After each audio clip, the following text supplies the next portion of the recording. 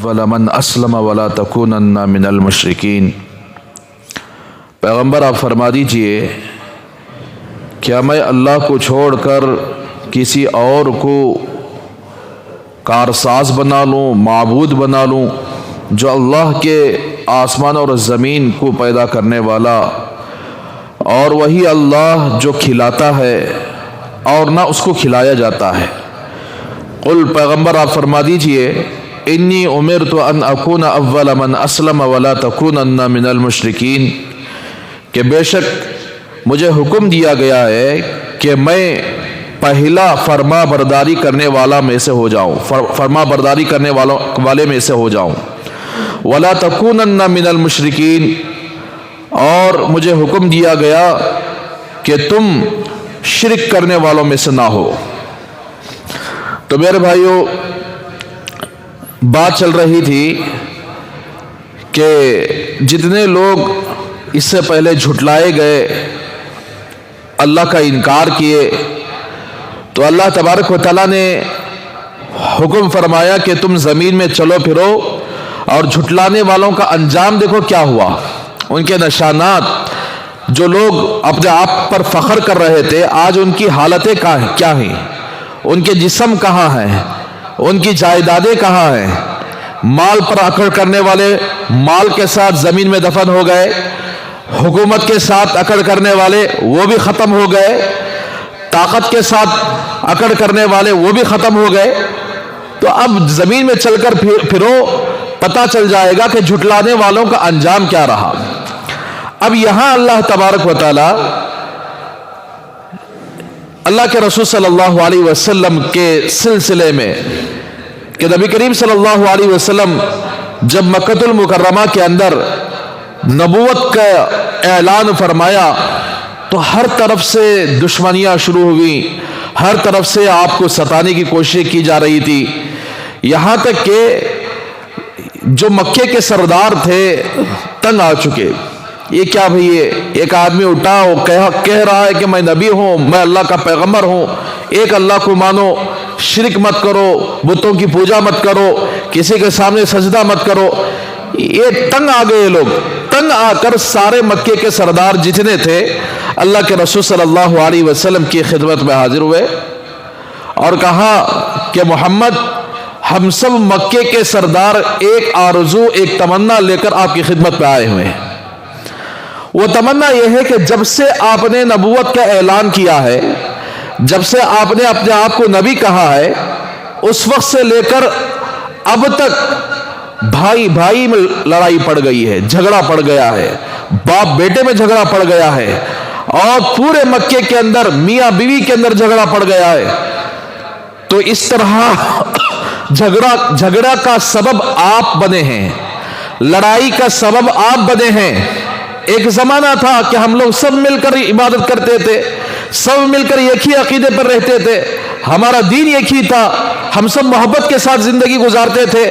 آپ آئے، آپ آپس میں لڑائی ڈال دیے، نعوذ باللہ من ذالک۔ تو اس طرح اللہ کے رسول صلی اللہ علیہ وسلم کے سامنے انہوں نے، یعنی آپ صلی اللہ علیہ وسلم کی نبوت پر نشانہ لگایا، نبوت کے خلاف باتیں کی اور کہا ہماری تمنا صرف یہی ہے کہ آپ ایسا کریں، ہم سب مل جانا ہے، ہم سب ایک ساتھ محبت سے پیش آنا ہے، ایسا کریں گے کہ ہم تمہارے خدا کی عبادت کریں گے، تم ہمارے بتوں کی بھی عبادت کریں، تم ہمارے خداؤں کی عبادت کرو، ہم تمہارے خداؤں کی عبادت کریں گے۔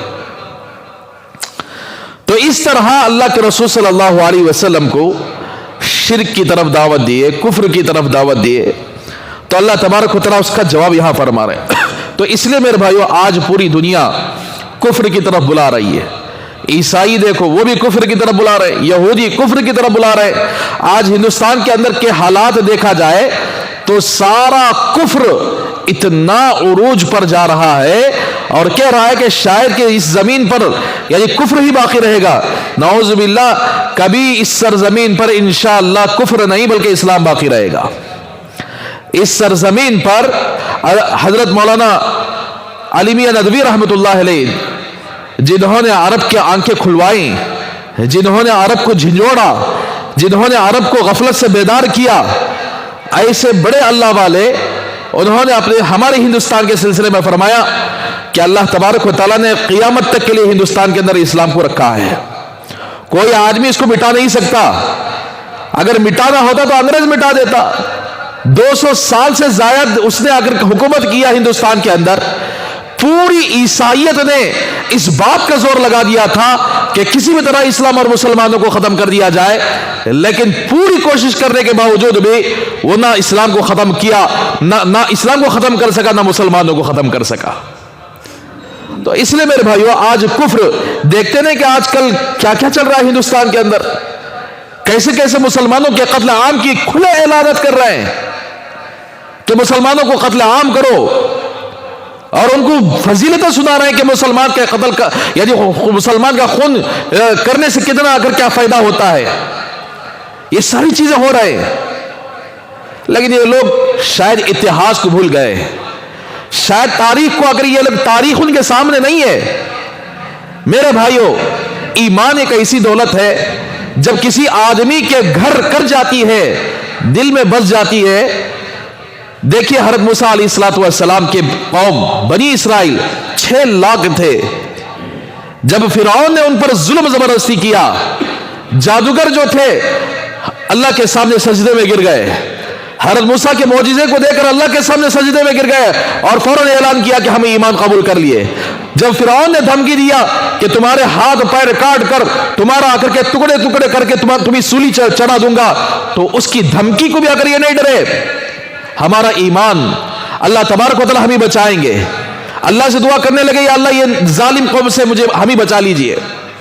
तो इस तरह यानी अपने ईमान की हिफाजत के लिए जिस मिस्र के अंदर कई 100 सालों से ये लोग रहते थे, वो मिस्र को छोड़कर आकर हिजरत कर गए। अपनी ईमान की हिफाजत के लिए आप उठा लीजिए कोई भी तारीख हो, हिंदुस्तान के अंदर भी ईमान की हिफाजत के लिए कितनी जानों की कुर्बानी का नजराना पेश करना पड़ा। अल्लाह के रसूल सल्लल्लाहु अलैहि वसल्लम के जमाने में सहाबा जब मुसलमान हो जाए, यानी सहाबा इस्लाम को कबूल कर लिए, ईमान की हिफाजत के लिए घर बार को छोड़कर हिजरत करना शुरू कर दिए। तो उतना आसान नहीं कि किसी आदमी के ईमान को छीनना, ना ताकत से छीना जा सकता है, ना हुकूमत से छीना जा सकता है, ना तख्त से छीना जा सकता है। तो इसलिए काफिरों की यह कोशिश होती है कि वो किसी भी तरह यानी मुसलमानों के दिलों से ईमान को छीन ले और जमीन से अगर इस्लाम को खत्म कर दे। ये कोशिशें सिर्फ उम्मत पर नहीं, नबियों पर भी हो चुकी हैं।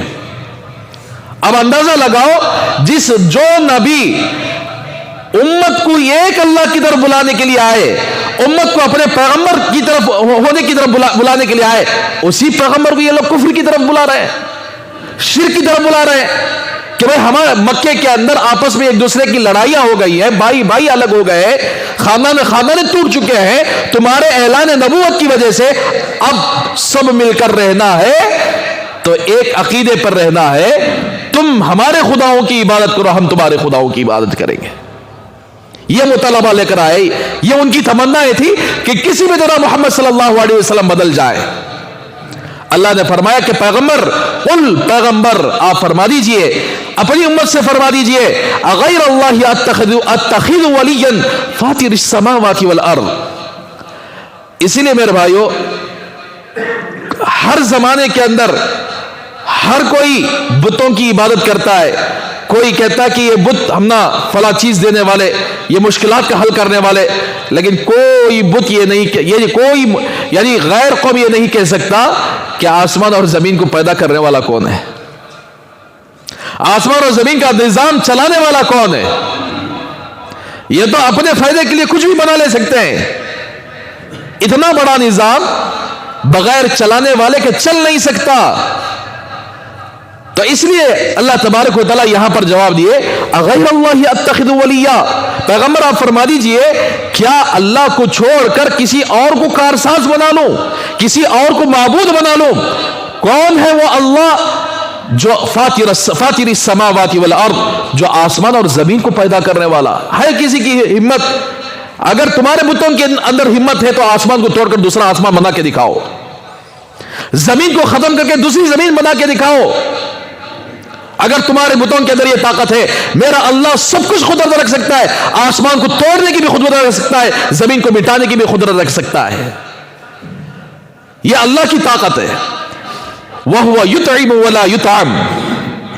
جن بتوں کے سامنے، جن قبروں کے سامنے نیاز کے طور پر، تبرک کے طور پر جو چیزیں کھانے وغیرہ لے کر جاتے ہیں، جو یعنی تبرکات لے کر جاتے ہیں، ارے معبود تو وہ ہوتا ہے کھلانے والا ہوتا ہے، معبود کھانے والا نہیں ہوتا۔ آپ لوگ بتوں کو کھلانے کے لیے کچھ سب کچھ رکھ رہے ہو۔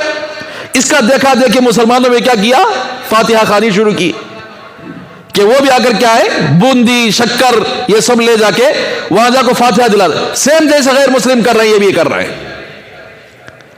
تو اس لیے میرے بھائیو، اللہ کی صفت یہ ہے وہ کھلانے والا ہوتا ہے، کھانے والا نہیں ہوتا۔ ولا یطعم، نہ اس کو کھلایا جا سکتا ہے۔ اللہ ہر عیب سے پاک ہے۔ قل، پیغمبر آپ فرما دیجئے، انی امرت ان اکون اول من اسلم ولا تکونن من المشرکین۔ اللہ اکبر۔ پیغمبر آپ فرما دیجئے مجھے حکم دیا گیا کہ میں ہو جاؤں فرما برداری کرنے والوں میں سے پہلا، ولا تکونن من المشرکین، اور اللہ نے حکم دیا کہ تم شرک کرنے والوں میں سے نہ رہو۔ اللہ اکبر۔ اس لیے میرے بھائیو، شرک بڑا خطرناک گناہ ہے۔ دنیا کے اندر بھی اور آخرت کے اندر بھی شرک کرنے والے بڑے ذلیل اور خوار ہوتے ہیں۔ تو بہرحال اللہ تبارک و تعالی نے فرمایا کہ آپ یہ فرما برداری کرنے والوں میں سے پہلے، نہ اللہ کے رسول صلی اللہ علیہ وسلم نبوت کے دعوے سے پہلے کبھی شرک کیا، نہ آپ صلی اللہ علیہ وسلم یعنی نبی بنائے جانے کے بعد کبھی شرک کیا، جبکہ اللہ کے رسول صلی اللہ علیہ وسلم کی پیدائش سے لے کر موت تک کبھی، حالانکہ آپ کے باپ دادا موجود تھے، آپ کے باپ دادا کے مزاریں موجود تھے۔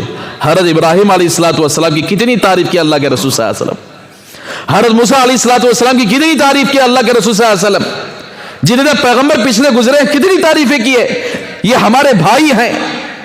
لیکن کبھی صحابہ کو یہ نہیں حکم دیا کہ تمہاری منتیں قبول ہوتی ہیں جاؤ قبر کے پاس جا کر مانگو۔ کبھی کوئی صحابی گئے تھے؟ پیغمبروں کے مزارات معلوم ہے، پیغمبروں کی تاریخ معلوم ہے، کبھی اللہ کے رسول صلی اللہ علیہ وسلم نے یہ حکم نہیں دیا کہ فلاں مزار کے پاس چلے جاؤ، تم منتیں مانگو، تم وہاں جا کر سجدے کرو، طوافیں کرو، نہیں کیا۔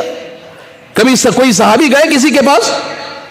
تو میرے بھائیو، اسی لیے اللہ کے رسول صلی اللہ علیہ وسلم نے صحابہ کو ڈائریکٹ کنیکشن لگایا اللہ سے کہ تم جو مانگنا چاہتے ہو اللہ سے مانگو، وہ دینے والا، وہ کھلانے والا، وہ پلانے والا، وہ پہنانے والا، وہ زندگی دینے والا، وہ یعنی بیماری سے شفا دینے والا، وہ روزی دینے والا۔ کبھی صحابہ کو شرک کی اللہ کے رسول صلی اللہ علیہ وسلم نے شرک کا جھلکا بھی آپ صلی اللہ علیہ وسلم نے آ کے صحابہ کے سامنے پیش نہیں کیا۔ لیکن آج یہ لوگ کہاں سے بنا لیے؟ کبھی یہ سوچے کہ ہمارا نبی کبھی اس طرح کا حکم دیا ہے؟ تو بہرحال میرے بھائیو، اس کے بعد اللہ فرماتے ہیں، قل، پیغمبر آپ فرما دیجئے، انی اخاف ان عصیت ربی عذاب یوم عظیم۔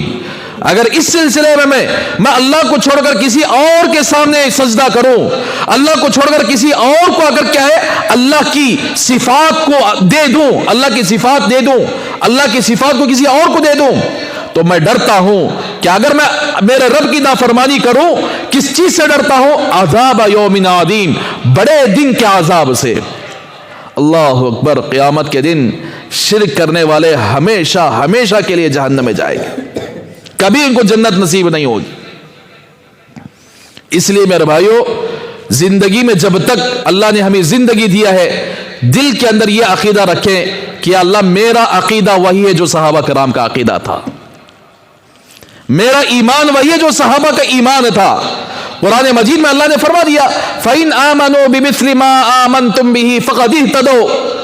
تم اپنے طریقے سے اپنے زمانے کے اندر جو لوگ مسلمان ہیں ان کا دیکھا دیکھی نہیں، فالوورز بننا ہے، صحابہ کے فالوورز۔ ایمان بھی قبول ہوگا صحابہ کے جیسا ایمان ہو، تو ایمان بھی وہی اعتبار ہوگا جس کا ایمان صحابہ کے جیسا ہو۔ فَإِنْ آمَنُوا، اگر تم ایمان لے آؤ، بِمِثْلِ مَا آمَنْتُمْ بِهِ فَقَدِ اهْتَدَوْا، ان لوگوں کے ایمان کے مانند، کن لوگوں کے؟ یعنی صحابہ۔ تو ایسی صورت میں راہ راست پر آؤ گے، تم ہدایت پاؤ گے۔ صحابہ کے ایمان، صحابہ کے بغیر اگر کیا کوئی آدمی اگر کامیاب نہیں ہو سکتا. اس لیے اللہ نے اس امت کے لیے اللہ کے رسول صلی اللہ علیہ وسلم کے وہ سچے ساتھی عطا فرمائے جن کی وجہ سے اللہ نے پوری دنیا کے اندر شریعت کو پھیلایا، دین محمدی کو پھیلایا، اور اللہ نے آخر جن کی وجہ سے قرآن اور حدیث کو ساری دنیا کے اندر پھیلایا. اس لیے ہمارا ایمان جو وہ ہونا چاہیے جو صحابہ کا ایمان تھا. اور اللہ فرماتے ہیں اس لیے میرے بھائیو آج لوگوں کو قیامت کا ڈر نہیں ہے، آخرت کا ڈر نہیں ہے، قبر کا ڈر نہیں ہے، اللہ کے سامنے کھڑے ہونے کا ڈر نہیں ہے، اللہ کے عذاب کا ڈر نہیں ہے. اللہ فرما رہے ہیں کہ شرک کرنے والوں کو جو عذاب دیا جاتا ہے تو وہ عذاب اتنا خطرناک ہوگا، اگر کوئی آدمی اس عذاب سے پھیر دیا گیا تو سمجھو کہ وہ بہت بڑی کامیابی پا لیا. دیکھیے من یصرف عنہ، جس کو اللہ کے عذاب سے پھیر دیا گیا اس دن، یومئذ اس دن، فقد رحمہ، بس اللہ نے اس پر رحم کیا.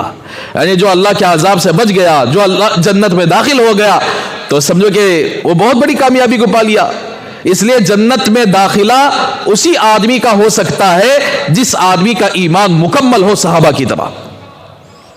جو آدمی اللہ کے رسول صلی اللہ علیہ وسلم کی طرح زندگی گزارتا ہو وہی جنت میں داخل ہو سکتا. نہیں ہمارے بڑے کرنے کو آتے ہیں، ہمارے انہوں کرنے کو آتے ہیں، یہ سب کہانیاں چلتے نہیں. دنیا میں چلا لے سکتے ہیں لیکن اللہ کے سامنے نہیں چلتے یہ کہانیاں، یہ عذریں نہیں چلتے. اسی لیے اللہ نے قرآن مجید کی کیوں حفاظت کی ہے؟ اس سے پہلے جتنے پیغمبر آئے تھے کتابیں ان پر اللہ نے نازل کی تھی، ان کی امتوں نے کتابوں کو بدل دیا، حلال کو حرام بنا دیا، حرام کو حلال بنا دیا. لیکن آج تک کوئی مائی کا لال یہ ایسا پیدا نہیں ہوا جو اللہ کے کسی حکم کے سامنے بدل کر دکھا دے. بدلنے کی کوشش کی ہے لیکن اللہ نے حق جماعت کو کھڑا کیا. تو اس لیے یعنی یہ کہانیاں قرآن کے اندر نہ ہیں نہ حدیث کے اندر ہیں، لیکن بولنے کو نہ تسلی دے لے کو اپنا پیٹ کا دھندا چلا لینا نہ سچ، تسلی دے لینا سچ. ہمارے باپ دادا کرتے تھے، انہوں کرتے تھے، ہمیں ان کے طریقے پر چلتے ہیں. اللہ پوچھیں گے کہ اللہ یہ نہیں پوچھیں گے کہ تمہارے باپ دادا کا طریقہ تھا یا قرآن کا طریقہ تھا. تو اس لیے بڑے دن کے عذاب سے جس کو بچا لیا گیا سمجھو کہ اللہ نے اس پر رحم کیا. اللہ نے جس پر رحم کیا وہ جنت میں داخل ہوگا، اور جو جنت میں داخل ہوگا وَذَلِكَ الْفَوْزُ الْمُبِينُ، یہ بڑی کامیابی، کھلی کامیابی ہے. دنیا کے اندر مال متا جمع کر لینا، دنیا کے اندر یعنی عیش و آرام کی زندگی گزارنا یہ کامیابی نہیں ہے. کامیابی تو آدمی اللہ کے عذاب سے بچ جائے، اللہ اس پر رحم کر دے، جنت میں داخل کر دے، یہ بہت بڑی کامیابی ہے. اللہ سے دعا کریں کہ اللہ ہم سب کو ان باتوں پر عمل کرنے کی توفیق عطا فرمائے.